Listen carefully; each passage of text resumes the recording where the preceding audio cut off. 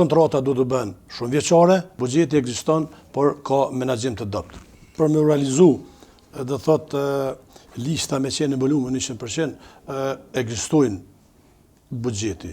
Buxheti duhet të ekzistoj shumë i sigurt dhe pa ndërhyrje, i mbrojtur dhe asnjëherë mos të ketë mundësi që ai të shfrytëzohet për qëllime tjera në shëndetësi. Pra, buxhet i mbrojtur me ligj i cili edhe ekziston të jetë në funksion të shërbimeve për të ofruar borna nga lista esenciale.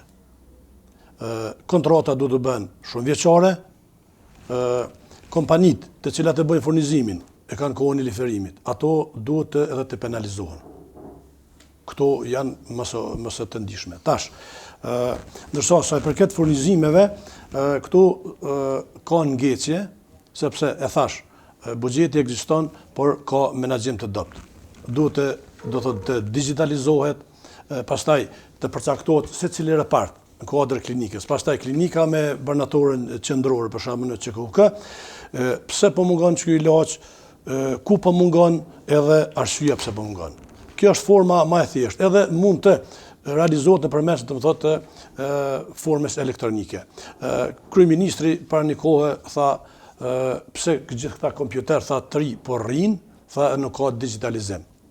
Në rregull, ata kanë qenë blem, e dim gjithë opinioni, mirë po fatkeqësisht asnjë veprim se kanë marrë deri tash. Mundësinë e kanë pas. Prandaj, kjo formë e trajtimit do thotë nuk bën me vazhdu kështu.